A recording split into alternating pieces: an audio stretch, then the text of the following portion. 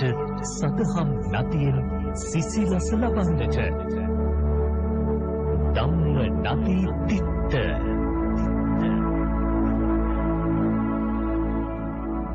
සම්මා සම්බුදු සරණයි පින්වත් ඔබ සැමට. පින්වත්නි, දෙලොව වැඩ පිණිස පිළිවෙත් පුරන පින්වත් ඔබ උදෙසා සරල දහම් කාරණාවේ සිට මනාව පැහැදිලි කරමින් බෞද්ධ ගුවන්විදුලියේ මහනුවර අස්කිරි කෙඩිගේ රජමහා විහාරස්ථානයේ පිහිටි ප්‍රාදේශීය කාර්යාලයේ මූලිකත්වයෙන් ඔබ වෙත ගෙනෙන ධම්මනදී තීර්ථ ධර්මදේශනා මාලාවේ තවත් එක් වැඩසටහනක් මෙලෙස ආරම්භ වන්නේ. සුපුරුදු ලෙස මේ උතුම් සද්ධර්ම දේශනාව පැවැත්වීමට සිදු කළ ආරාධනය පිළිගෙන වැඩම කොට වදාළ පූජ්‍යපාද කෝරළෑගම සරණතිස්ස ස්වාමීන් වහන්සේව අපි සියලු දෙනා নমස්කාර පූර්වකව පිළිගනිමු. සාදු සාදු සාදු. ධම්මස්සවන කාලෝ අයං භදන්තා ධම්මස්සවන කාලෝ අයං භදන්තා ධම්මස්සවන කාලෝ අයං භදන්තා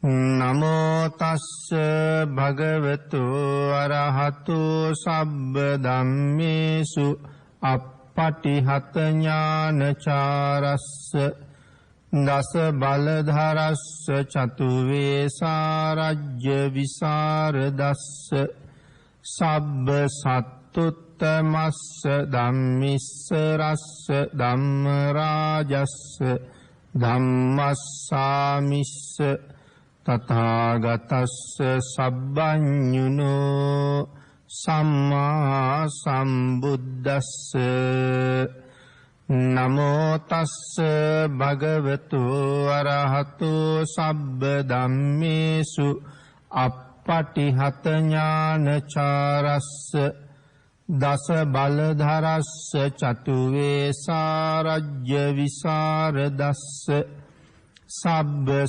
සත්තුත්තමස්ස ධම්මිස්ස රස්ස ධම්ම රාජස්ස ධම්මස්සාමිස්ස තථාගතස්ස සබ්බඤුනෝ සම්මා සම්බුද්දස්ස නමෝ තස්ස භගවතු අරහතු සබ්බ ධම්මේසු අප්පටිහත ඥානචාරස්ස දස බලධරස්ස චතු වේසාරජ්‍ය විසරදස්ස සබ්බ සත්තුත්තමස්ස ධම්මිස්ස රස්ස ධම්ම රාජස්ස ධම්මස්සාමිස්ස තථාගතස්ස සබ්බඤුනෝ සම්මා සම්බුද්දස්ස. සද්ධර්ම ශ්‍රාවක කාරුණික ගුණගරුක බෞද්ධ පින්නතුනි, බොහෝම ශ්‍රද්ධාවෙන් යුක්තව අදත් මේ සැදී පැහැදී සූදානම් වෙන්නේ ධම්ම නදී තිත්ත උතුම් ධර්ම දේශනා මාලාවේ තවත් එක දේශනාවක් ශ්‍රවණය කිරීම සඳහා. අද ධර්ම දේශනාවේ දායකත්වයේ දරනු ලබන සත්පුරුෂ දායක පින්වත් පිරිස උතුම් ධර්ම දානමය පින්කම සම්පූර්ණ කරගන්නවා. ඒ අයට එවන් උතුම් මහ පින්කමක් සිද්ධ කරගන්න මේ උතුම් වැඩසටහන සංවිධානය කරන දේශප්‍රිය මැතිතුමා, ප්‍රියංකා මැතිණිය ඇතුළු පවුලේ අය ඒ උතුම් ධර්ම දානමය පින්කමම සම්පූර්ණ කරගන්නවා. මේ රැස් වෙලා ඉන්න අනික් සියලු දෙනාම ධර්ම ශ්‍රවණය කරලා උතුම් ධර්ම ශ්‍රවණානිසංසය අත්පත් කරගන්නවා. හැම කෙනෙකුටම ඒ ලබා ගන්න උතුම් පුණ්‍ය සම්භාර ධර්මයන් ඊ타ම ඉක්මන් භවයක ඊ타මත්ම කෙටි කාලයකින් සැප සහගත ප්‍රතිපදාවකින් චතුරාර්ය සත්‍ය ධර්ම අවබෝධය ලබා ගැනීම සඳහාම හේතු වාසනා වේවා කියලා ප්‍රාර්ථනා කරමු. පින්නතුනි අද ධම්ම දායාද සූත්‍ර දේශනාවේ 8 වෙනි ධර්ම දේශනාව. අපි මේ සිදු කරන්න සූදානම් වෙන්නේ අපි පහුගිය ධර්ම දේශනාව නිමා කරන්නට යෙදුනේ මේ ශාසනයේ අපේ භාග්‍යතුන් වහන්සේ උගන්වා වදාළ විදර්ශනා භාවනාව කිව්වේ මොකක්ද කියන කාරණාව කෙටියෙන් සිහිපත් කරලා. එහෙනම් මේ ශාසනයේ නිවන් දකින්න ඉගැන්වුවේ හිත ඉඳලා නෙමෙයි බලාගෙන ඉඳලා කියන කාරණාවයි අපි සාකච්ඡා කරමින් හිටියේ. පින්නතුනේ මම කියන්න හැදුවේ මේ ලෝකේ හිතලා නිවන් දකින්න පුළුවන් නම් මේ ලෝකේ අපිට හිතාගන්න බැරි තරම් මහා බුද්ධියක් තියන අය හිටියා. අදත් ඉන්නවා. එහෙම අයට අපිට කලින් රහත් වෙන්න තිබුණා. නමුත් අපිට හිතාගන්න බැරි තරම් ඥාන ශක්තියක් තිබිලත්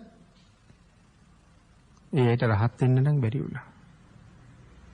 අඩුම තරමේ තිසරණේවත් නැතුව මැරිලා යනවා. ඔය ඇමරිකාව කියන රටේ ඉඳලා තියෙන හියුමන් ගූගල් කියන කෙනා සඳහන් කරනවා ග්‍රන්ථ 12000ක් කටපාඩම් කියලා. පොතක් කියවන්න ගත්තාම දැන් අපි S2 කැරලා පොත පිටුව පෙරල්ලා බලහම පිටු දෙකක් පේනවා අපිට. අපි මේ පිටුව කියවලා තමයි අනිත් පිටුව කියවන්නේ. නමුත් හියුමන් ගූගල් එහෙම නෙමෙයි පොත් කියවන්නේ. එක ඇහැකින් මේ පිටුව කියවනවා අනික් ඇහෙන් අනික් පිටුව කියවනවා. පිටු දෙක ඉවර කරාම එයා අර්ථය එකතු කරගන්නවා. එහෙම දක්ෂයි. ඒ වුණාට ඉතින් රහත් වෙන්න බැරි වුණා. තවත් ඒ වගේ හිටපු කෙනෙක් තමයි මේ ජෙනියට් ඇඩම් කියලා කියන්නේ. ලෝකේ ඉගෙන ගන්න අමාරුමයි කියන භාෂාව. ඔය අයිස්ලාන්තික භාෂාව. ඉගෙන ගන්න අමාරුම භාෂාව කියලා කියන්නේ ඒක. නමුත් ඒ තරම් අමාරු භාෂාව මෙයා දවස් කීපයකින් ඉගෙන ගන්නවා. සඳහන් කරලා තියෙනවා ඒ උගන්වපු ගුරුවරයා මොහු හඳුන්වලා තින්නේ මිනිස්සෙක් නෙමෙයි කියලාලු. මේ තරම් අමාරු භාෂාවක් දවස් කීපෙන් ඉගෙන ගත්ත නිසා. අමනුෂ්‍යෙක් කියලා තියෙනවා. එහෙම දක්ෂව ලෝකෙ ඉඳලා තියෙනවා. නමුත් ඒ කාටවත් රහත් වෙන්න තිය තිසරණේවත් නැහැ. එහෙම හිතලා රහත් වෙන්න පුළුවන් නම් මේ අයට රහත් වෙන්න පුළුවන් අපිට ඉස්සරලා. නමුත් බැරි වුණා. ඒකයි සඳහන් කළේ මේ ශාසනයේ මේ අති උතුම් අරහත්වේ. ඒ උතුම් නිවන කවදාවත් හිතා ඉඳලා නම් ලැබෙන්නේ නැහැ. ඒක බලාගෙන ඉඳලම තමයි ලබන්න තියෙන්නේ. ඒ නිසායි සඳහන් කළේ මේ චින්තාමේ ඥානයකින් කවදාවත් නිවන් දකින්න පුළුවන් කමක් නැහැ කියලා. චින්තාමේ ඥාණයෙන් ඒක කරන්න බෑ. භාවනාමේ ඥානය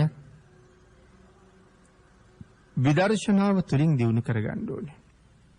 ඒ නිසා අපේ බුදුරජාණන් වහන්සේගේ විශිෂ්ටතම සොයා ගැනීම පිළිබඳව අපිට තවම තේරෙන්නේ නැහැ. බලාගෙන ඉඳලා නිවන් දකින්න. ඒකනේ අපිට තේරෙන්නේ නැත්තේ. බලාගෙන ඉඳලා කොහොමද නිවන් දකින්නේ? ඒක තමයි භාග්‍යතුන් වහන්සේගේ ඥානයේ තියෙන විශිෂ්ට බව. නිවන් දකින්න හැටි හොයාගත්තේ බලාගෙන ඉඳලා. ඒක කොහොමද කියන කාරණාව තව හරි ගැඹුරට සාකච්ඡා කරන්න තියෙන කරුණ. අපේ බුදුරජාණන් වහන්සේ නිවන් දකින්න ඉගැන්වුවේ බලාගෙන ඉඳලාමයි කියලා කාරණාව සඳහන් කරාම විදර්ශනා හෙවත් විපස්සනා කියලා සඳහන් කළේ ඒකට. විශේෂයෙන් බලාගෙන ඉන්නවා.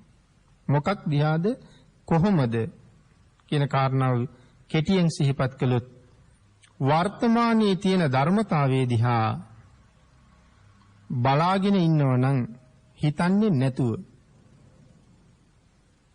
ඒක තමයි ඒ නිවන සාක්ෂාත් කරන ක්‍රමය, රහත් වෙන ක්‍රමය. වර්තමානයේ තියෙන ධර්මතාවයේ දිහා හිතන්නේ නැතුව බලාගෙන ඉන්නවා. ඉතින් අපිට භාවනාව කරන්නම බැරි අපි හැම වෙලාවෙම හිතනවා. අපේ හිත වේගෙන් එහාට මෙහාට මේ එක එක දේවල් හිත දුවනවා. නමුත් අරමුණ දිහා හිතන්නේ නැතුව බලාගෙන ඉන්න එකටයි විදර්ශනා කියලා කිව්වේ. ආනාපාන සතිය පැහැදිලි කරනකොට දේශනා කළේ තමන්ගේ අරමුණ ඉස්සරලා හොයාගන්න. ඒකට දවස් කීපයක් යයි. එකපාර හොයන්න බැරි වෙයි. සමහර සඳහන් කළා දිගුණ 6ක් තියෙන කෙනෙකුගේ නහය මුල ඊටාම සියුම් තැනක තමන්ට අරමුණ හම්බ වෙනවා. විශේෂයෙන් ආස්වාස ප්‍රාස්වාස වාතයේ ගැටෙන තැනක් හම්බ වෙනවා. ඒක දැන් මෙහෙම උස්ම ගත්තට අපිට තේරෙන්නේ නැහැ. ඒක විශේෂයෙන් බලාගෙන ඉන්න ඕනේ. නහය කොටයි නම් බොහෝ දෙනාගේ උඩුතොලේ අග හරිය තමයි ওই අරමුණ හම්බ වෙනවා කියලා සඳහන් කරන්නේ. කෙසේ හෝ තමන්ගේ නිමිත්ත හොයාගත්තට පස්සේ දොරටු පාලෙක් වගේ වෙන්න කියලා දේශනා කළේ. ඇයි දොරටු පාලෙක් වගේ වෙනවා කියලා කිව්වේ? දොරටු පාලයාගේ කාර්යය තමයි දොරටුව ඉස්සරහින් පාර යන අය පරීක්ෂා කරන්නෙත් නැහැ. එයාට කොහොමත් දොරෙන් ඇතුළට ගියපු අය පරීක්ෂා කරන්න ඕනේ නැහැ. අපිත් දැන් ওই සමහර තැන් වලට හොරෙන් යනවනේ. ටිකට් එකක් අරගෙන යන්න ඕනේ තැන් වලට එක්ක පිරිස අතරේ මැදි වෙලා හරි කොහොම හරි ඇතුළට හොරෙන් රිංගනවා. මොකද හොරෙන් රිංගුවාට පස්සේ අය ටිකට් එක බලන්නේ නේ ඇතුළට ගිහිල්ලානේ. දොරෙන් ඇවිල්ලා තියෙන හින්දා අය හොයන්නේ නැහැ. ආන් ඒ වගේ දොරටු පාලට ඉස්සරහින් පාර යන අය බලන්න ඕනෙත් නැහැ.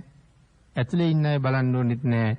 එයා හැම වෙලාවෙම පරීක්ෂණයට ලක් කරන්නේ එයා ඉන්න තැනින් ඇතුළට යන අය සහ එළියට යන අය. අය පිටපැත්තේ ඇතුලේ ඉන්න අය බලන්නේ නැහැ. ආන් ඒ වගේ වෙන්න කියලා දේශනා කළේ මේ ආස්වාස ප්‍රාස්වාස කරනකොට තමන්ගේ ආස්වාස නිමිත්තේ ගැටෙන තැන හොඳට බලන්න. ප්‍රාස්වාස කරනකොටත් ගැටෙන තැන බලන්න. එහෙනම් හුලං රැල්ලත් එක්ක ඇතුළට යන්නෙත් නැහැ. හුලං රැල්ලත් එක්ක එළියට යන්නෙත් නැහැ. නිමිත්ත දිහාම බලාගෙන ඉන්නවා. එතකොට ඇතුළට යන වාතයත් එළියට යන වාතයත් හොඳට දැනෙනවා. ආන්ගේ අරමුණ දිහා බලාගෙන ඉඳලා තමයි භාවනාව සාර්ථක කරගන්නේ. අරමුණ ගැන හිත ඉන්න පටන් ගත්තොත් එතන භාවනාවක් වෙන්නේ නැහැ. අන්න ඒ නිසා වර්තමානයේ ඇතිවෙන ධර්මතාවයේ දිහා බලාගෙන ඉන්නවා නම් හිතන්නේ නැතුව ඥානයේ වැඩෙන ක්‍රමයක් තියෙන බව භාග්‍යතුන් වහන්සේ දේශනා කරලා තියෙනවා. ඒ අරමුණ දිහා බලාගෙන ඉන්නකොට ඥානය වැඩෙන වෙනම ක්‍රමයක් තියෙනවා. ඒ ඔස්සේ තමයි ඉදිරියට ගමන් කරන්නේ. අන්න ඒ ක්‍රමයට තමයි විදර්ශනා කියලා කියන්නේ. ඥානෙ වැඩෙන ඒ ක්‍රමයට තමයි විදර්ශනා භාවනාව කියලා කියන්නේ. හිතන එකට කියන්නේ සමත භාවනාව කියලා. එහෙමනම් පින්නතුනි අපි අද හුඟක් වෙලාවල දකින්නේ භාවනා කරනවා කියලා හිතාගෙන ඇස් දෙක පියාගෙන යම් කාරණාවක් ගැන හිත ඉන්නවා. පැය ගාණක් නෙමේ අවුරුදු ගාණක් හිත ඉඳලා නැගිට්ටත් ඵලයක් නැහැ. අවුරුදු ගාණක් කළා මිසක් කිසි ප්‍රයෝජනයක් ලැබිලා නැහැ. ඒකයි ඵල හම්බෙනව අඩු. මෛත්‍රී භාවනාව ගැන කීවත් එහෙමම තමයි. බුද්ධානුස්සතිය ගැන කීවත් එහෙමම තමයි. ඒවන සමත ක්‍රම මෛත්‍රී භාවනාව එහෙම. නමුත් අපි හරියට භාවනාව ප්‍රගුණ කරන්නේ නැනේ. බුදුරජාණන් වහන්සේ දේශනා කරන්නේ එක අරමුණක් අරගෙන හිත වඩන්න කියලා. මම නිදුක් වෙම්වා, මම නිරෝගී වෙම්වා, මම සුවපත් වෙම්වා, මම දුකින් මිදෙම්වා. මෛත්‍රී භාවනාව පිළිබඳව කරුණු ලියලා තියෙන පොතක් අරගෙන බලහම මේ වාගේ කරුණු 4ක් තියෙනවා. 4ක් 5ක් තියෙනවා. නමුත් එතන එහෙම ලියලා තිබුණට මේ ඔක්කොම අපිට ගන්න නෙමෙයි ලියලා තියෙන්නේ. මේ ඔක්කොම ගන්න තරම් අපිට ඥාන ශක්තියක් නැහැ. එහෙම කරන්න පුළුවන් අයත් ලෝකේ ඇති. නමුත් ඒක අතිශයින්ම කලාතුරකින් කෙනෙකුට පුළුවන්. මේ 4ක් පෙන්නලා තියෙන්නේ අපිට මේ හතරෙන් එකක් ගන්න කියලා. හතරම ගන්න කියලා නෙමෙයි එකක් ගන්න. තමන්ගේ චරිතයට ගැලපෙන එක. මට හුඟක් තරහ යන කෙනෙක් නම් මම අවෛරී වෙම්වා කියලා වඩන එක වටිනවා. ඒක කොච්චරක් වඩන්න කියනවාද? ධ්‍යාන මට්ටම දක්වාම වඩන්න කියනවා. නමුත් අපි විනාඩි 5ක් 10ක් මෛත්‍රී වඩනකොට සියලු සත්වයන්ටම මෛත්‍රී වඩලා ඉවරයි. සියලු සත්වයෝ සුවපත් වේවා කියන තැනට යනකම් ගිහිල්ලා. ඊට පස්සේ වාඩි වෙලා ඉන්නකොට මේ හැකරැල්ලෙක් වේවා, ගෙම්බෙක් වේවා, එතන ඔය ගරුඩෙක් වේවා අපේ ළඟින් ගියොත් එහෙම ගෙම්බෙක් ඇඟට පැන්නත් පුදුම බයක් තියෙනවා. කෑ ගහනවා. මේ බාලයිනේ මේ වැඩි හිටියෝ. හැකරල්ලෙක් ඇඟේ යනවා දැක්කොත් කෑ ගහනවා. පත්තේක් ඇඟින් යනවා දැක්කොත් නැගිටලා දුවනවා. එතකොට අර සියලු සත්වයෝ සුවපත් වේවා කියන තැන ඒ සියලු සත්වයන් අතරට අර පත්තේය අයිති නැද්ද? අයිති නම් ඒ පත්තේයට බය වෙන්න බෑනේ. හරියට එහෙනම් ඒ පත්තේය ওই සියලු සත්වයෝ අතර නෑ. අර ගෙම්බා ඒ සියලු සත්වයෝ අතර නැති වෙන්න ඕනේ. සියලු සත්වයෝ මෛත්‍රී වේවා සුවපත් වේවා කියලා වඩන්න පුළුවන් නම් තමන් ගාව චුට්ටක් දුරින් තියෙනවා මලක්. ඒ මල තිබ්බා කියලා මට කිසිම බයක් එන්නේ නැහනේ. මගේ පාඩුවේ මම කෑම කනවා නම් කෑම කනවා, පාඩම් කරනවා නම් පාඩම් කරනවා, රෙදි මහනවා නම් රෙදි මහනවා. මම මේ වැඩේ කරනවා. පැත්තක මලක් තියෙනවා. පැත්තක ණයෙක් ඉන්නවා. ණයා ඉන්නකොටත් අර මලක් තියෙනකොට මම මගේ වැඩ ටික කරගෙන ගියා වගේ එක දිගට වැඩ ටික කරන්න පුළුවන් නම් එයා සියලු සත්‍යයන්ට මෛත්‍රී කරලා තියෙන කෙනෙක්. නැත්නම් ණයා දැක්කම ඉන්න තැනින් නැගිටලා යනවා නම් තාම මෛත්‍රී වැඩිලත් නෑ. අර සියලු සත්‍යය අතර ඒ ණයා එහෙනම් ඉඳලත් නෑ. කොටියෙක් හිටියත් සිංහෙක් හිටියත් මගේ වැඩේ බය නැතුව කරන්න පුළුවන් කියලා කියන්නේ මා තුළ මෛත්‍රී වැඩිලා කියන එකයි. අන්න ඒ නිසා දේශනා කළේ එක අරමුණක් අරගෙන ඒක ධ්‍යාන මට්ටම දක්වාම වඩන්න කියලා. බුද්ධානුස්සතියත් එහෙමයි. ස්වාමීනි කියලා භාග්‍යතුන් වහන්සේට ආමන්ත්‍රණය කරලා මෙසේද වන නිසා ඔබ වහන්සේ අරහං නම් වනසේක. ඔබ වහන්සේ සම්මා සම්බුද්ධ නම් වනසේක. පින්නතුනි එහෙම කීවත් ලොකු ආනිසංසයක් තියෙනවා. භාග්‍යතුන් වහන්සේගේ ගුණනි කියන්නේ. ඒ හින්දා ආනිසංසයක් තියෙනවා. හැබැයි මේ අරහං ගුණය භාවනාවක් හැටියට වඩනව නම් ඒකින් එක කරුණක් අරගෙන ගැඹුරට ඒ කාරණාව මෙනෙහි කරන්න ඕනේ. මෙන්න මේ නිසා භාග්‍යතුන් වහන්සේ අරහං කියලා ගත්තාම ඒ කොහොමද කියන කාරණාව ගැඹුරට බුදුරජාණන් වහන්සේ එතෙන්ට ආපු හැටි හිතාගෙන යනකොට තමයි අපිට භාග්‍යතුන් වහන්සේ ගැන ශ්‍රද්ධාව උපදින්න පටන් ගන්න. නැත්තම් වචන ටිකක් කියව හිටියා කියලා ශ්‍රද්ධාව වැඩි වෙන්නේ නැහැ. ඒ ගුණය ගැන මනවින් අවබෝධ කරගෙන ප්‍රගුණ කරන්න ඕනේ. බුදුගුණ භාවනාව හරි සංකීර්ණයි. ලේසි වගේ පෙනුනට හරි සංකීර්ණයි. මොකද වඩන්න හොඳට බුදු ගුණ දැනගෙන ඉන්න ඕනේ. එතකොට මේක මෙනෙහි කරන්න පුළුවන් වෙන්නේ. එතකොටයි හිත ශ්‍රද්ධාවෙන් පිරෙන්නේ. අන්න ඒ නිසා මේ භාවනාව වැඩෙන වෙනම ක්‍රමයක් භාග්‍යතුන් වහන්සේ දේශනා කළා. මෙන්න මේ ක්‍රමයෙන් මේවා දියුණු වෙනවා මිසක් නැතුව මේ විදිහට මේවා දියුණු වෙන්නේ නැහැ කියලා. ආනාපාන සති භාවනාව වගේ නම් බුදුරජාණන් වහන්සේ ඉවර කරපු තැන කර්ම භාවනාව වඩලා ඉවර කරපු තැන බෝධි මූලයේ වාඩි වෙලා පිටකයේ මට කතාවෙම සඳහන් කරනවා මුලින්ම මෛත්‍රී කර්මස්ථානයේ තමයි සමවදින්නේ. ප්‍රමාණිකෝලව වඩාගෙන ගිහිල්ලා අන්තිමට ආනාපාන සතියට එනවා. ආනාපාන සතියෙන් ඉවර කරනවා. ඒක භාග්‍යතුන් වහන්සේ ඉවර කරපු තැන ආනාපාන සතිය. භාග්‍යතුන් වහන්සේ අවසන් කරපු තැන අපි පටන් ගන්න තැන බවට පත් කරගන්නවා නම් බෝසතාණන් වහන්සේට වඩා ලොකු හැකියාවක් අපිට තියෙන්න ඕනේ. උන්වහන්සේ අවසන් කරපු අන්තිම තැන අපේ පළවෙනි තැන වෙනවනේ. අපිට ඊට වඩා ලොකු හැකියාවක් තියෙන්න එපයි. එහෙනම් එතෙන්ට යන්න කලින් දියුණු කරගන්න දේවල් අපි ගාව හුඟ තියෙන්න ඕනේ. සුතමේ ඥාන, චින්තාමේ ඥාන, භාවනාමේ ඥාන. අහලා දැනගන්න ඕනේ. හිතලා දැනගන්න ඕනේ. ඊට පස්සේ භාවනාවෙන් ඒක ප්‍රගුණ කරනවා. එහෙම සඳහන් කළේ මෛත්‍රී භාවනාව වඩන්න ගියත් අපි ඉස්සරලා පුරුදු වෙන්න ඕනේ එදිනෙදා දවසේ කටයුතු කරනකොට ඒකට අවශ්‍ය පසුබිම හදන හැටි. යමෙක් මේ එක කාරණාවක් හරියට ප්‍රගුණ කළොත් ඔහු තුල මනා ලස්සන චරිත ගුණයක් තියෙන්නේ. මොකද මෛත්‍රී භාවනාව කරනවා නම් කවදාවත්ම බොරු කියන්න බෑනේ. බොරු කියන්නේ මෛත්‍රී ගුණයක් නැති හින්දානේ. කේලම් කියන්නේ මෛත්‍රී ගුණයක් නැති හින්දානේ. මෛත්‍රියක් තියෙනවා නම් කේලම් කියන්න බෑනේ කාටවත්.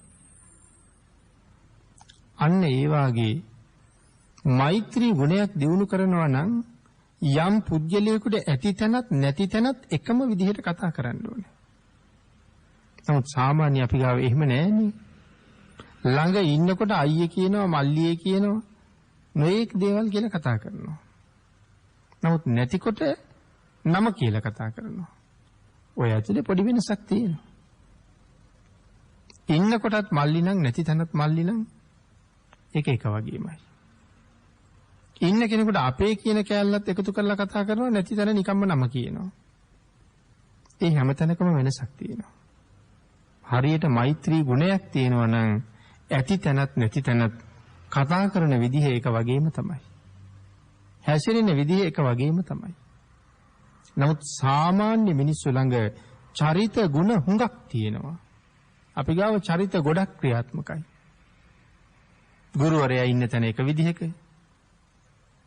ස්වාමීන් වහන්සේ ඉන්න තැන තව විදිහක, තව ප්‍රභූවරයෙක් ඉන්න තැන තවත් විදිහක, බාලා අය ඉන්නකොට තවත් විදිහක, ගෙදර අය ඉන්න තැන තවත් විදිහක, දායකයෝ ඉන්න තැන තවත් විදිහක.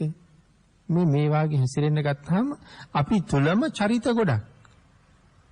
ඉතින් මේ චරිත ගොඩක් උස්සගෙන ගිහිල්ලා අපිට මේ භාවනාව දියුණු කරන්න අමාරුයි. කතා කරනවාද යම් විදිහක්, ප්‍රායෝගික වෙන්නත් ඕනේ ඒ විදිහට, ප්‍රායෝගිකද යම් විදිහක්, කතා කරන්නත් ඕනේ ඒ විදිහට. මම වගේම වෙලා මම එක පුද්ගලයෙක් එක චරිතයක් වාගේ වෙන්න උත්සාහ කරුවොත් මං හිතන්නේ ওই කාරණාව දියුණු කරගන්න හරි පහසුයි. එහෙමනම් අපි එවන් තැනකට යන්න ඉස්සරලා ජීවිතේ පුරුදු කළ යුතු, දියුණු කළ යුතු හුඟක් කරුණු තියෙන බව දැනගෙන ඒ ටික දියුණු කරගෙන ප්‍රගුණ කරගෙන අතින්ට ගියොත් හරි පහසුයි එතනින් එහාට යන්න තියෙන ගමන සම්පූර්ණ කරන්න. ඊළඟට පින්නතුනි මේ බුදුරජාණන් වහන්සේ අපිට දේශනා කොට වදාළ උතුම් ධර්ම මාර්ගය සම්පූර්ණ කරන්න කටයුතු කරන යම් කෙනෙක් චින්තාමය වශයෙන් විතරක් කරලා තියෙනවා නම් ඒ තුල අපේ හිත වැඩිලා නැහැ. චින්තාමය වශයෙන් විතර නම් හිත වැඩිලා නැහැ. භාවනාමය වශයෙන් කරන්න උත්සාහ කළා නම් හිත මොහොතින් මොහොත වැඩෙන්න පටන් ගන්න තියෙනවා. ඊළඟට පින්නතන මෙතන සඳහන් කළා ආනාපාන සතිය පිළිබඳව තවත් කරුණක්. අපි බුදුරජාණන් වහන්සේ මේ භාවනාව ගැන දීර්ඝව කරුණු දක්වපු තැන් අපි විශේෂයෙන් අධ්‍යයනය කරලා දැනගන්න ඕනේ කියලා. එහෙම භාවනාවල් වඩනකොට භාග්‍යතුන් වහන්සේ ඒ භාවනාව ගැන දීර්ඝව විස්තර කරපු තැන් තියෙනවා. සමහර තැන්වල කෙනෙක් අහපු ප්‍රශ්නයකට අදාළව කෙටියෙන් උත්තර දීපු තැන් තියෙනවා. ඒ කෙටියෙන් උත්තර දීපු තැනක් අරගෙන අපිට භාවනාව දියුණු කරන්න කටයුතු කරන්න බැරුව යනවා. මොකද ඒක කෙටියෙන් නිදේශනා කරලා තියෙන්නේ. කිව යුතු හුඟක් දේවල් එක වචනෙන් දෙකකින් කියලා තියෙන එක අපිට තේරෙන්නේ නැහැ. ඉතින් හැම වෙලාවෙම මේ සම්බන්ධයෙන් කරුණු හොයනකොට දීර්ඝව කරුණු දක්වලා තියෙන තැන් විශේෂයෙන් හොයලා ඒ කාරණාවල් දිනු කරන්න ඕනේ. ඊළඟට පින්නතුනි අපි සමහර වෙලාවට අහනවා සමහර අය භාවනා කරලා මෙහෙම වුණා මෙහෙම දැක්කා. ඒ වගේ නොඑක් කරුණු සඳහන් කරන තැනුත් තියෙනවා. නමුත් වෙනතිනේ එහෙම දේවල් සමහරලාට ඒ කියන සමහර දේවල් මේ ශාසනයේ ගණන් ගන්නවත් නැති දේවල්. හරියටම නියම විදිහට භාවනාව වැඩිලා භාවනාව වැඩුණු කෙනෙක් කියන කතා නෙමෙයි ඒ කියන්නේ. ඒ නිසායි මම සඳහන් කළේ ඒ සමහර දේවල් ශාසනයේ ගණන් ගන්නවත් නැති දේවල් කියලා. ඊළඟට පින්නතුනේ මේ නිප්පර්යාය ආමිෂයත් භාග්‍යතුන් වහන්සේම සතුයි කියන කාරණාව අපි කලින් අවස්ථා කීපයකමත් සිහිපත් කළා. ධම්මදායාද සූත්‍රයේ නැවතත් සඳහන් කරනවා මේ නිප්පර්යාය ආමිෂය භාග්‍යතුන් වහන්සේ සතුයි. භික්ෂූන් වහන්සේලාට බුදුරජාණන් වහන්සේ අනුමත කරලා තියෙනවා මෙන්න මේ ආකාරයෙන් සිවුරු මේ විදිහට පිණ්ඩපාත මේ විදිහට සේනාසන මේ විදිහට බේසජ්‍ය මේ විදිහට කැපයි කියලා. ඒ භාග්‍යතුන් වහන්සේ අනුමත කරන ක්‍රමය මේ විදිහට කැපයි. කොයි විදිහටද මේ විදිහට කියන්නේ කියන කාරණාවත් අපි ටිකක් සිහිපත් කරමු. නැවතත් භාග්‍යතුන් වහන්සේ දේශනා කරනවා මේ සාංගික බත, උද්දේශ බත, නිමන්තනික බත, සලාක බත මේ ආදී දේවලුත් මේ විදිහට සුදුසුයි කියලා. ඉතින් විශේෂයෙන් සඳහන් කරනවා පක්කිකං උපෝසතිකං පාටිපදිකං සංඝයාගෙන් හෝ සංඝයා උදෙසා දායක කාරකාදීන් භික්ෂූන්ට ලැබෙන බත සංඝයාගෙන් ලැබෙන බත දායක කාරකාදීන්ගෙන් ලැබෙන බත ඒ වගේම නියම කරලා දෙන බත ආරාධනා කරලා දෙන බත සීට්ටු ක්‍රමයට දෙන බත පොහොය දිනේ වගේම පෑලවිය දිනේ පිරිනමන බත මේ ආදි වශයෙන් සිව්පසේ විශේෂයෙන් පිණ්ඩපාත ලැබෙන ක්‍රම ගණනාවක් පැහැදිලි කරනවා පිළිගන්න කියලා. මේ විදිහට ලැබෙන පිණ්ඩපාතය කියලා අපි සඳහන් කළානේ. ඒකයි මෙතන සඳහන් කළේ සාංගික බත. සංඝයා සතු කරලා දෙන දානේ. ඊළඟට සඳහන් කළා උද්දේශ බත. උද්දේශ බත කියලා කියන්නේ දායක කාරකාදීන්ගෙන් ලැබෙන බත. නිමන්තනික බත ආරාධනා කරලා සමහරලාට ගෙවල් වලට වැඩමවාගෙන ගිහිල්ලා දෙන්න දානේ. සලාක බත සීට්ටු ක්‍රමයට දන් දෙනවා කියලා කියන්නේ අපි විහාරස්ථානයේට මාසෙකට දවසක් අපිට දානි තියෙනවා. ඊළඟ ගෙදරට එහෙම වාසිය අන්තිමට ආයෙ අපේ ගෙදරට එනවා. සීට්ටු ක්‍රමයට දෙන බත කියලා එහෙම සඳහන් කරනවා. පොහොය දිනේ වගේම පෑලවිය දවසේ හම්බ වෙන බත. මෙන්න මෙහෙම ලැබෙන දානේ බාර ගන්න කියලා බුදුරජාණන් වහන්සේ දේශනා කරපු නිසා තමයි අපිට ඒක බාර ගන්න අයිතියක් තියෙන්නේ. මුලින්ම ශාසනයේ තිබුණේ පිණ්ඩපාතේ වඩින ක්‍රමය. පිණ්ඩපාතේ වැඩලා දානේ හොයාගෙන වළඳන්න ඕනේ. ඊට පස්සේ තමයි වාග්යතුන් වහන්සේ මේ ක්‍රමය දේශනා කළේ. මෙන්න මේ ක්‍රමයට ලැබුණොත් ඒකත් පිළිගන්න කියලා. වාග්යතුන් වහන්සේ එහෙම දේශනාවක් නොකළා නම් භික්ෂුන් වහන්සේලා හැමදාම පිණ්ඩපාතේ වඩින්න ඕනේ. නමුත් දායකයෝ මේ විදිහට ආරාධනා කරලා බත් දෙනකොට සීට්ටු ක්‍රමයට දන් ගෙනල්ලා දෙනකොට ඒක සංඝයාටත් පහසුවක් තියෙනවා. නැත්නම් වැහි දවස, කුණාටු දවස, තද දූවිලි දවස, දැඩි හිරු රශ්මිය පතිත වෙන දවස මේ හැමදාමත් පිණ්ඩපාතේ වඩින්න වුණා නම් නොඑක අපහසුතාවක් තියෙනවා. නමුත් භාග්‍යතුන් වහන්සේ මෙහෙම දේශනා කරපු නිසා දායකයෝ දානි හදාගෙන ඇවිල්ලා පිළිගන්වනවා. සංඝයාට ලොකු සැපයක් ඒක. සැපයක් ලාභයක්. එතකොට එහෙම පහසුවෙන් ඉඳගෙන වළඳන්න අවස්ථාව ලැබුණේ බුදුරජාණන් වහන්සේ ඒක අනුමත කරපු නිසානේ. නැත්තම් පිණ්ඩපාතේ වඩින්න මෙපෙයි. ආන් ඒකයි සඳහන් කළේ මේ නිෂ්පර්යාය ආමිෂය භාග්‍යතුන් වහන්සේටම අයිති. භාග්‍යතුන් වහන්සේ අවසර දුන්න හිඳයි මෙහෙම වළඳන්න ලැබුණේ. ඒකයි ඒ සඳහන් කළේ. ඊළඟට පින්නතුනි රජගහනුවර බුදුරජාණන් වහන්සේ වැඩ ඉන්න කාලේ නිෂ්පර්යාය ආමිෂය අනුමත කළ නිසා ඒ ආමිෂයත් භාග්‍යතුන් වහන්සේටම අයිති කියලා දේශනා කළා. රජගහනුවරින් තමයි භාග්‍යතුන් වහන්සේ මේක අනුමත කරන්නේ. ඊළඟට චීවර, ප්‍රණීත චීවර, සුවදායක චීවර, ඒකයි ප්‍රණීත චීවර කියලා කියන්නේ. ඉස්සරල කොහොමද අපි චීවර හදාගත්තේ? ශාසනීය සංඝයා මුල් කාලේ චීවර හදාගත්තේ අපි කියේ පාංශුකූලික චීවරේ.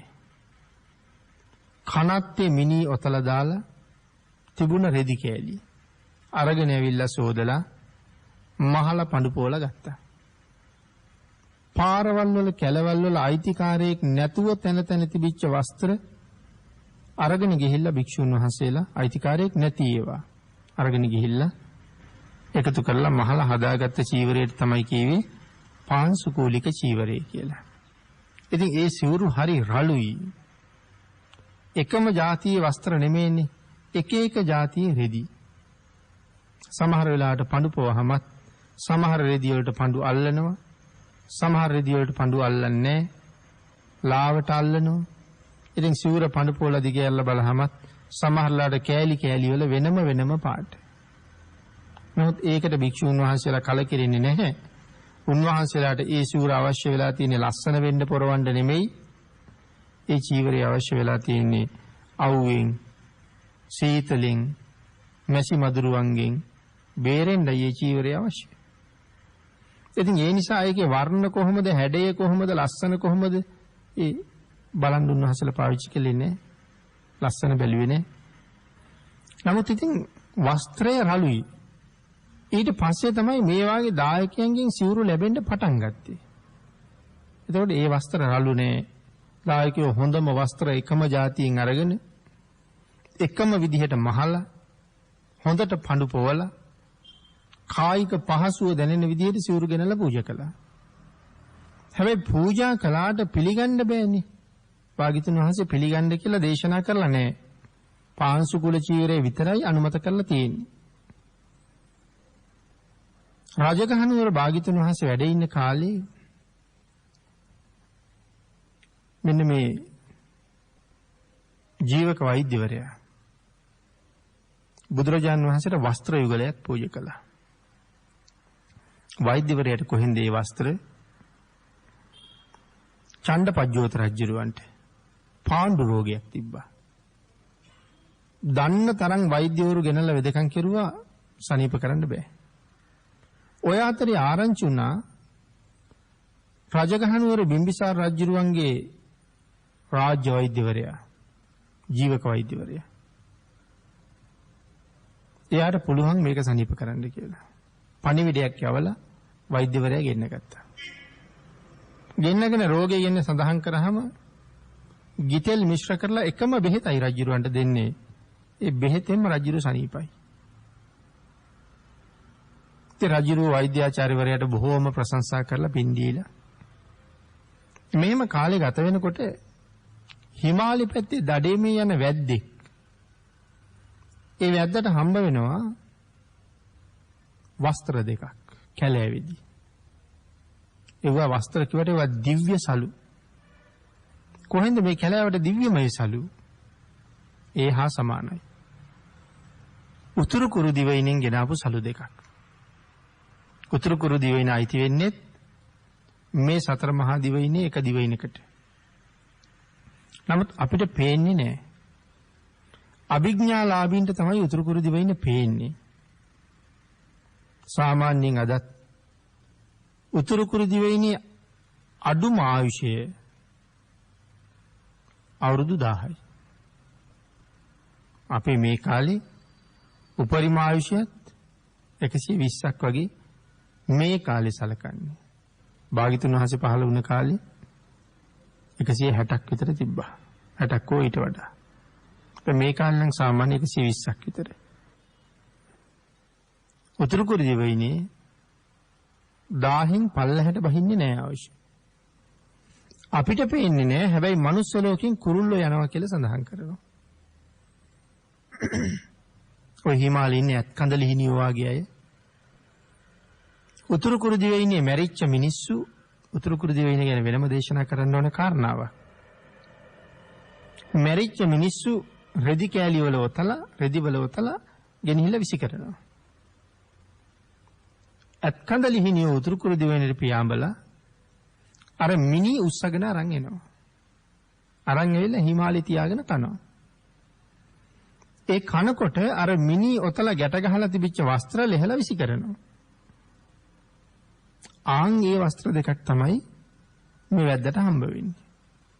ඉතින් අතට අරන් බලහම කහවණු ලක්ෂ ගාණක් වටිනා වස්ත්‍ර.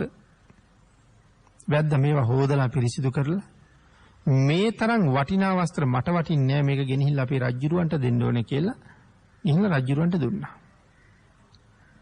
රජුරෝ කල්පනා කළා මේ තරම් වටින වස්ත්‍රයක් මගේ රෝගේ සනීප කරපු ජීවක වෛද්‍යාචාර්යවරයාට තෑග්ගක් හැටියට යවන්න ඕනේ. ඒක වෛද්‍යාචාර්යවරයාට යවුවා. වෛද්‍යවරයා කල්පනා කළා මේවා දිව්‍ය සලු වගේ තාම වටිනවා. මේවා මට වඩා වටින්නේ එක්කෝ අපේ රජුරවන්ට, එහෙම නැත්නම් බුදුරජාණන් වහන්සේට.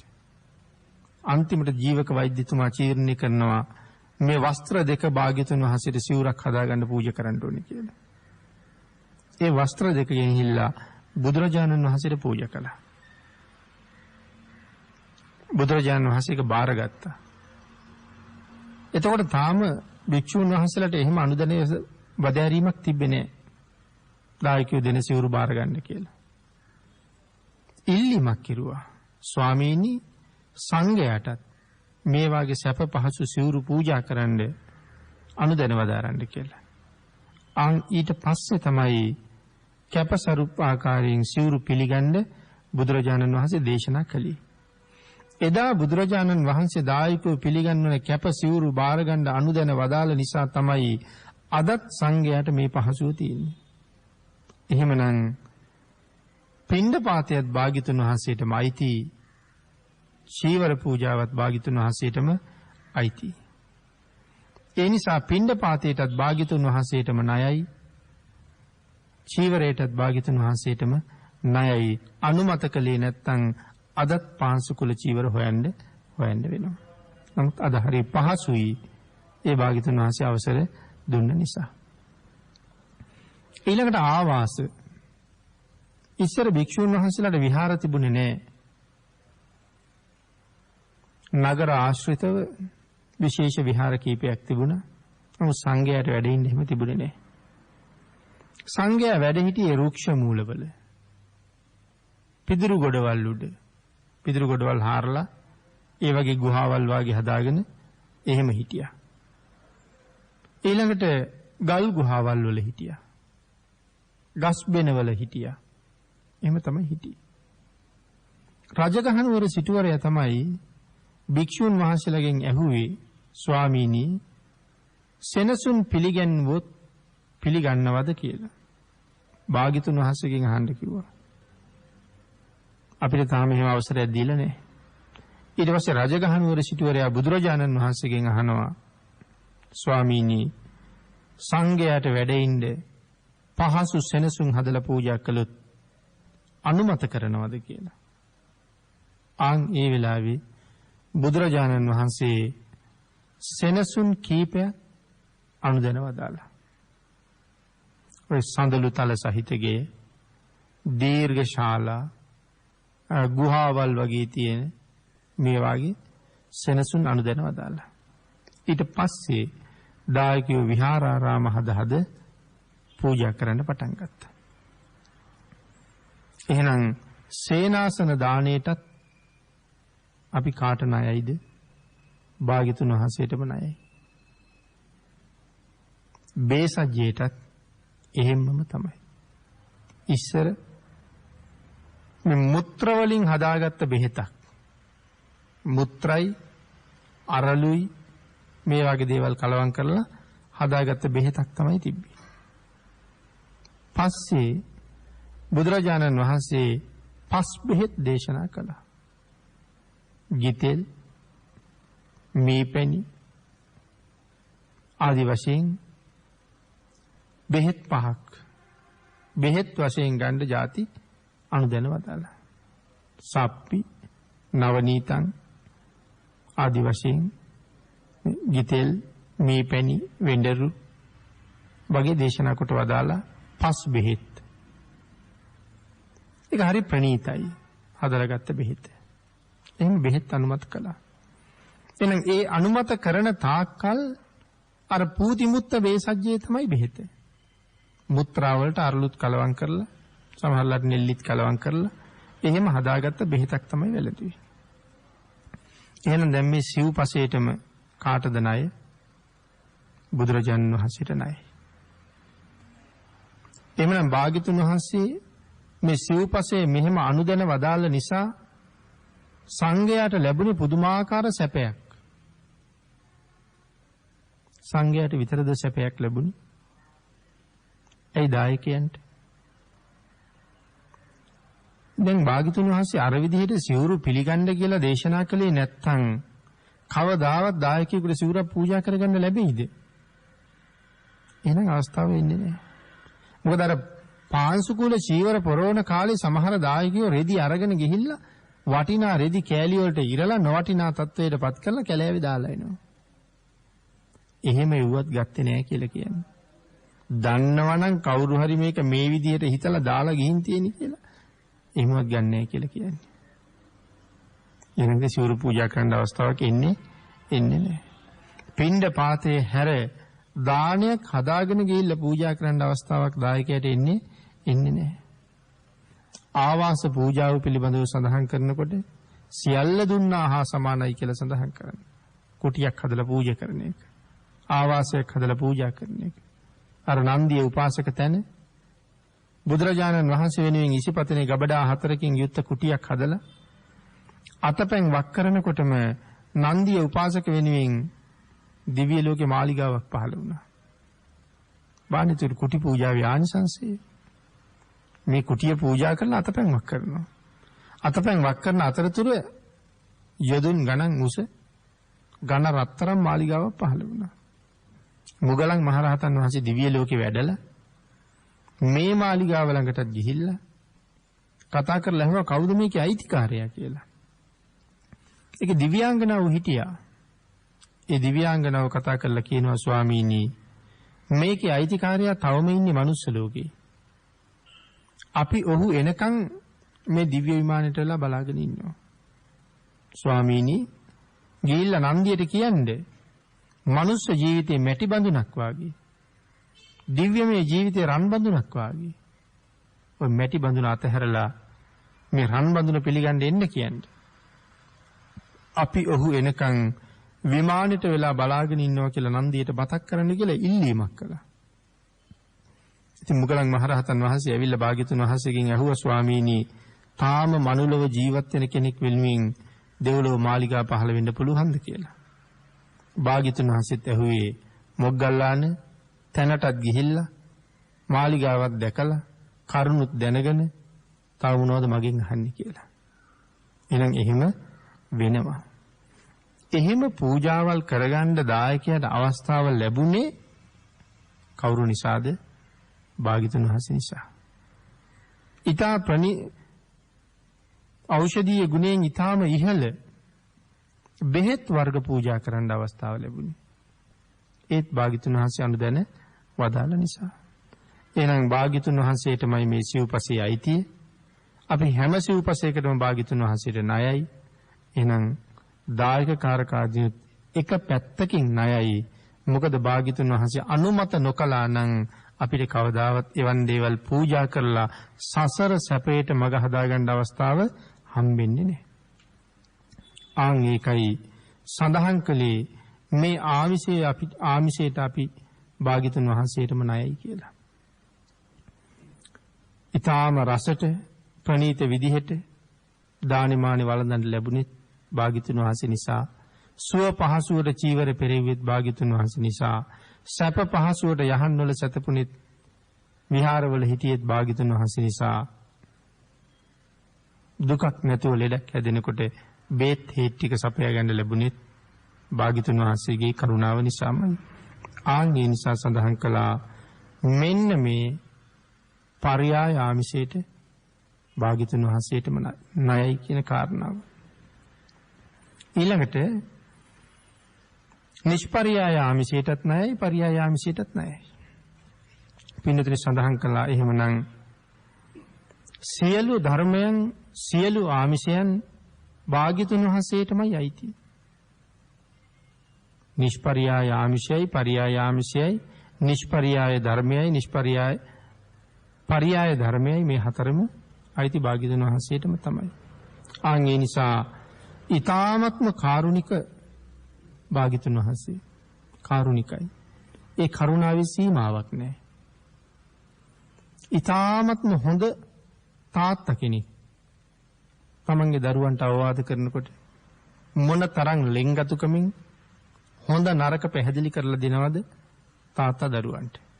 ඊ타ත්ම කාරුණිකව දරුවන් හරි මගට ගන්න අනුශාසනා කරන තාත්තා කෙනෙක් වගේ. සාමාන්‍ය තාත්තා කෙනෙක් වගේ නෙමෙයි. භාග්‍යතුන් වහන්සේ වගේ කෙනෙක් වෙන්න මේ ලෝකේ වෙන කාටවත් බෑ. නමුත් සඳහන් කළා ඊ타ත්ම කාරුණික තාත්තා කෙනෙක් තම දරුවන්ගේ යහපත පිණිස දෙන අවවාදයක් වගේ භාග්‍යතුන් වහන්සේ භික්ෂූන් වහන්සේලාට ලබලා දුන්න අවවාදය කියලා. අපි බුදුරජාණන් වහන්සේට බුදු පියාණන් කියලාත් සඳහන් කරනවා. අපි බුදුරජාණන් වහන්සේට අමාමෑණියන් කියලාත් සඳහන් කරනවා. එහෙනම් තාත්තත් උනා අම්මත් උනා. සංසාර ජීවිතේ සසර සුවය වෙනුවෙන්. එහෙනම් භාග්‍යතුන් වහන්සේ භික්ෂු සංඝයාට කාරුණික තාත්තා කෙනෙක් දරුවන්ට අවවාද කරනවා වගේ අවවාදයක් කරනවා. මේ සිව්පසයත් මෙහෙම පිළිගන්න අවසර දීලා භාග්‍යතුන් වහන්සේ අවවාදයක් කරනවා මහණෙනි මම නිසා ලැබෙන ආමිෂයට නොව ධර්මයට දායාද වෙන්න කියලා. ඒක තමයි අවවාදය. මම නිසා ලැබෙන සිව්පසයට දායාද වෙන්න එපා. මගෙන් ලැබෙන ධර්මයට දායාද වෙන්න. එහෙනම් සිව්පසේම භාග්‍යතුන් වහන්සේ නිසානේ ඒකට ඇලෙන්න එපා කිව්වා. ඒකට ඇලෙන්න ගත්තොත් පිරෙහෙන්න පටන් ගන්නවා. ධර්ම මාර්ගයේ ගමන් කරපු අය ධර්ම මාර්ගයේ යන්නේක පසෙක තියලා සිව්පසය එකතු කරන්න පටන් ගන්නවා. සිව්පස පරිභෝජනයේට විතරක් ඇලෙනවා. එතකොට ධර්ම පැත්තක, නිවන පැත්තක, ප්‍රතිපදාව පැත්තක. සිව්පසේ නිසා සිල් බිඳ ගන්නවා. සිව්පසේ නිසා ප්‍රතිපත්ති කඩා ගන්නවා. සිව්පසේ නිසා එන කොටා ගන්නවා. සිව්පසේ නිසා ගහමරා ගන්නවා. භාග්‍යතුන් වහන්සේ දේශනා කළේ මම නිසා ලැබෙන සිව්පසයට දායාද වෙන්න එපා කියලා. මහණෙනි මගෙන් ලැබෙන ධර්මයට දායාද වෙන්න. නමුත් භාග්‍යතුන් වහන්සේ එපා කීවත් එපා කියපු දේවල් අද ඕනතරම් සිද්ධ වෙන බව අපි දකිනවා. සමහර වෙලාවට විහාරස්ථාන දෙකක් ළඟ ඉදි වුණත් ගැටුම් ඇති වෙන අවස්ථා පවා දකිනවා. මේක අපේ දායක ගම. මේ ගමට එන්න එපා. මේ දායක පිරිස කඩා ගන්න එපා. ඒ වගේ ප්‍රශ්න. ඉතින් ඒතර මේ මොකක් නිසාද? සිව්පසේ නිසා.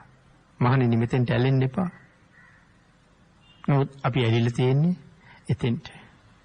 මේ කරුණ එහෙම සඳහන් කරන්නේ බොහෝම කරුණාවෙන්, ඊටාම කරුණාවෙන්. අමතක වුණා නම් භාග්‍යතුන් වහන්සේ දේශනා කරපු ඒ කරුණ ආපහු මතක් කරලා නිරේට යන පාර වහලා සුගතියට යන්න එහෙම මතක් කරනවා මිසක් එහෙම නැතුව කාගේවත් හිත් පිට රිදවන්න කාටවත් අවමන් කරන්න මතක් කරනවා නෙමෙයි. ධර්මපරියය ආපහු සිහිපත් වෙන්නයි මතක් කරන්නේ. ඒ නිසා අපි ධර්මයේ දිහාම බැලුවොත් ගිහි පැවිදි අපි දෙගොල්ලම දියුණු වෙනවා. එහෙම නුනොත් ගිහි පැවිදි අපි දෙගොල්ලම පිරිහෙනවා. නමුත් අවශ්‍ය දියුණුව මිසක් පිරිහීම නොවේ කියන කාරණාව අපි හැමෝම දැනගන්න ඕනේ. අවබෝධ කරගන්න ඕනේ. එදාට අපිත් දිනුයි සම්බුද්ධ ශාසනයේ ආපහු නිර්මල බව එළියට එනවා. අපි මෙහෙම වෙන්න ශාසනයේ නිමල බව වැහිලා යනවා. ඒක නෙමෙයි අපේ පරමාර්ථය. තව දවසක් හරි සම්බුද්ධ ශාසනයේ බැබලීමයි අපේක්ෂා කරන්න ඕනේ. එhmenan පින්නතුනි ධර්ම දේශනාවට තියෙන කාලය නිමා වෙලා තියෙන නිසා අපි දේශනාව අදට මෙතනින් නිමා කරමු. ධම්මදායාද සූත්‍රය ඇසුරින් සිදු කරපු 8 වෙනි දේශනාවයි මේ නිමාවටපත් කරන්නේ. ඉදිරියට තවත් කරුණු රාශියක් මේ ඔස්සේ සාකච්ඡා කරන්න ඉතුරු වෙනවා. ධම්මදායාද සූත්‍රයේ තරමක් ගැඹුරු සූත්‍රයක් ඉස්සරහට යනකොට ඊටාම හොඳ ඇහුම්කන් දීමක් තියෙන්න ඕනේ මනාව වැටහෙන්න. ඊට සියුම් විනය කාරණා සෑහෙන ප්‍රමාණයක් මේ සූත්‍රය ඇතුලේ සාකච්ඡා කරනවා.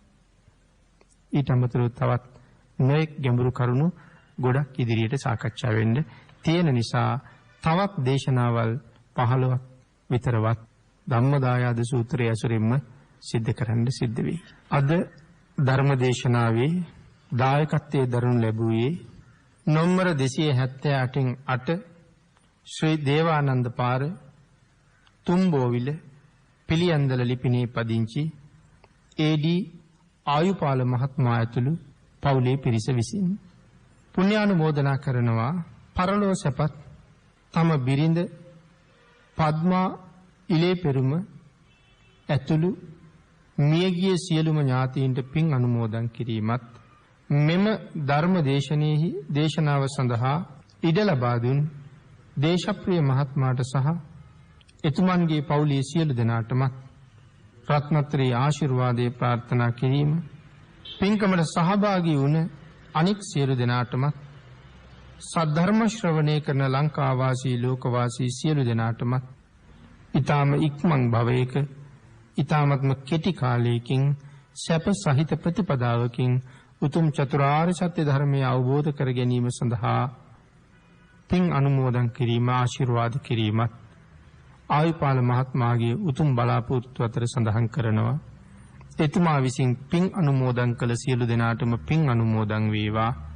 ආශිර්වාද කළ සියලු දෙනාටම රත්නත්‍රේ ආශිර්වාදයෙන් නිදුක් නිරෝගී භාවයේ චිරජීවනයේ ලැබේවා. එතුමාණන්ටත් සැප සහිත ප්‍රතිපදාවෙන් ප්‍රාර්ථනීය බෝධියෙන් අමා මහ නිවනින් සැනසෙන්න මේ කුසල් ඒ පවුලේ සියලුම දෙනාටමත් හේතු වාසනා වේවා කියලා ප්‍රාර්ථනා කරමු. ආකාශට්ඨා ච බුම්මට්ඨා දේවා නාග මහිද්దికා පුඤ්ඤන්තං අනුමෝදිත්වා චිරං රක්ඛන්තු ලෝක ශාසනං දේවෝ වස්සතු කාලේන සස්ය සම්පatti හෝතු ච පීතෝ භවතු ලෝකෝ ච රාජා භවතු ධම්මිකෝ. සාදු සාදු සාදු.